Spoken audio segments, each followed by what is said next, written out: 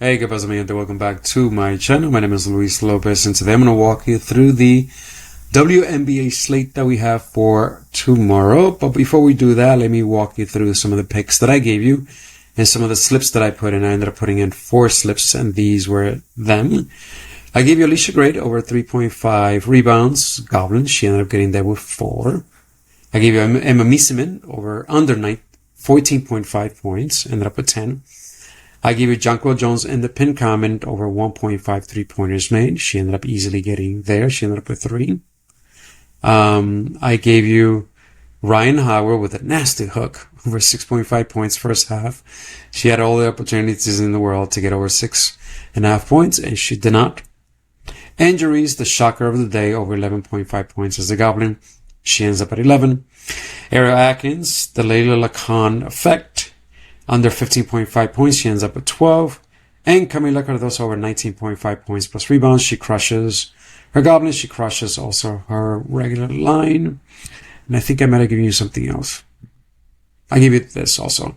I gave you Alicia Gray under 4.5 assists. And I gave you Misiman under 25 points plus rebounds plus assist. That also cashed. So yeah. So profitable day for me. I hope it was for you. I hope you mix and match my picks and you're able to create some winning slips.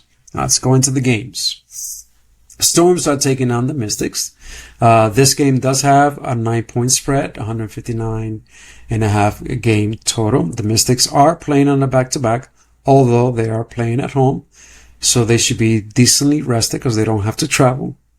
And the Storm are fresh. They're very well rested, but they're on the road. The Storm are favored by 9 points. And from this game, the play that I want is a play that's not yet available, and it is Malonga. Neneka has a really good matchup, and if by any chance this game turns into a blowout, Malonga should get more minutes. And if not, she should be able to Malonga should do quite well in whatever line that may be. I'm waiting for the line to come out. I am looking at her PR, or her fantasy more than anything else. Once I have that line, I'll pin it. I'll put it in the pin comment, and then you could use it or completely neglect it. But yeah, regarding Neneka, which is relevant to Malonga, 7 out of 11 players just like her have gone on the over 64%. So Neneka does have a really good matchup, except that I'm not playing Neneka. I'm going to play the younger player who's playing against the bench, who's as effective as Neneka, but has lower lines, although less minutes. All right. So that's a quick overview of that game. Next game, Valkyries are taking on the Wings. This game has 2.5 point spread, so it's supposed to go down to the wire. Game total 159.5. The Valkyries, although on the road, they are favored against the Wings, who are playing at home. From here, Veronica Byrne, 2 props on her. Over the same one I gave you the last time that she cashed, over the 17.5 points. Or the 21.5 points plus rebounds plus assist. The biggest thing is Tiffany Hayes most likely will not be playing. She did not play. She got taken out in the third quarter of the last game. I remember it quite well because 3 of my slips were about to cash. Everyone had cashed, and then Tiffany Hayes never comes back into the game, and she did not get rebooted. And the next thing you know, I end up losing all 3 slips. So yeah, but Tiffany Hayes, huge impact when it comes down to Veronica Byrne and her usage. Veronica Byrne without Tiffany Hayes will need to do anything and everything. Her and this young lady, Janelle Saloon, over 12.5 points. I might bring this down to like 11.5 points. That's her normal line is 10.5 or 11.5. So I'll probably just bring it down to here. So Janelle Saloon and Veronica Byrne. Once Tiffany Hayes is ruled out, Janelle Saloon and Veronica Byrne are the two players that I will be going to. Janelle Saloon, I'll be going to her points at over 11.5 points. And Veronica Byrne over her 17.5 points plus assists, yes. And her 21.5 points plus rebounds plus assists. Those are the two props for Veronica Byrne. Next game. The last game. My favorite game. It's the Fever against the Lynx. And from this game, Kelsey Mitchell. And don't yell at me. I'm going Kelsey Mitchell under 28.5 PRA. Now, the last time I gave you her under, and she crushed the line on the over. Why am I going back to the under? Because the last time I said to you, the caveat was Nafisa Collier playing. I thought she was going to play. She wasn't probable, but it seemed like everything that I read was that she was going to play. So I was trying to get ahead of the curve by playing Kelsey Mitchell on the under, Natasha Howard on the under, Lexi Hall on the under, and Aaliyah Boston on the under. Natasha Howard was the only one that worked out. The rest went over the lines. No, actually, no. I ended up getting Aaliyah Boston right under her 14. No, she hooked it. She ended up with 15 points. My apologies. I did not get her right either. I'm going back to her because Nafisa Collier will be playing. She's probable.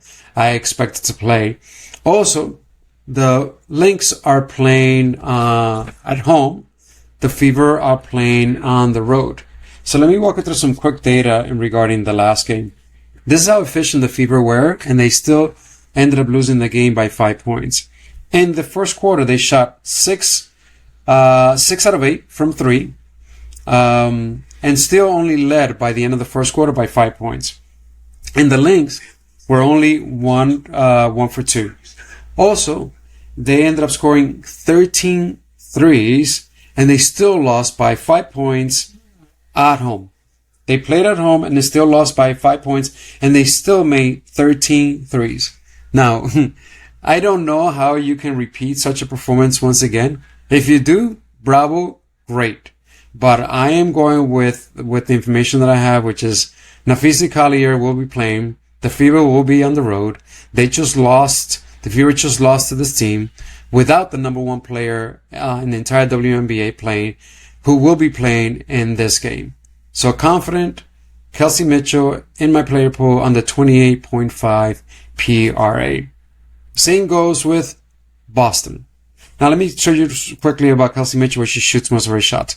42% of her shots are above the break. They rank number 1. Underneath the basket, 34% of her shots, they rank number 4. Aaliyah Boston, same thing. You can go her points on the under, 14.5. You can go PR on the under, 23.5. Or you can go PRA under 25.5. I'm confident in all three of them to go on the under. 60% of her shots are right here underneath the basket. They rank number 4. Non-restricted area, 26%. Right here, they rank number 3. Let me walk you through this. Look at all this red. Only 2 out of 10, 20% have gone on the over, just like Aaliyah Boston against the Lynx. Next player, Natasha Howard. Same exact. Look at the chart. 66% of her shots right here. Number 4 underneath the basket. Non-restricted area, 27%. They rank number 3. Her points plus rebounds. If you can find a points plus rebounds plus assists, fantastic. 7 out of 15 have gone on the over. Her season PRA is 20. They dropped their line. They put her line out at 21.5 usually. Right now it's 18.5 PR. That may be the only line you get on Prize Picks, but you may be able to get a PRA line on Natasha Howard. Oh, and also I want to point this out for you. Kelsey Mitchell, when she dropped 27 points the last time, 15 of those points were in the second half. When Boston had 15 points, 10 of those were in the second half. It was just scrambling, coming back, finding a way of them trying to win a game that they ended up losing, playing at home. Now they're on the road. I'm not going back to Lexi Hall. I'm not taking her under or over. I'm not doing any of that. Why? Because when I watch the game, she has a complete mismatch. She's guarded by Courtney Williams. She towers Courtney Williams. And also she's coming off a game that she was really hot. shooting great above the break, so she's probably still sharp. I don't like going against players that were really sharp above the break from a prior game, so I'm not going to Lexi Ho. I am going to Kelsey Mitchell, although she was very sharp from above the break, because I don't expect this game to be relatively close, and Kelsey Mitchell is not going to have the massive comeback that she needed in the second half, once again, to get over her line against the Lynx. She ended up at 32 PRA, and I'm taking her under 28.5. Yeah, she needed like every single second of that game. She played 35 minutes, and she scored 15 points just in the second half. So yeah, so one more time. Kelsey Mitchell under 28.5 PRA. Aaliyah Boston under her points at 14.5. Under her PR at 23.5. Or her PRA under 25.5. Natasha Howard under her PR at 18.5, or her PRA under 21.5. Anything else I see from this game? No. That's it, my friends. Let's don't forget, leave in the comment area your favorite player, and then we'll create another community slip for tomorrow. And then when I find some additional picks, I'll put them in the pinned comment once again. Now hopefully they cash for you. All right. That's all I have. God bless you and your family. Que Dios te bendiga y hasta la próxima. Chao.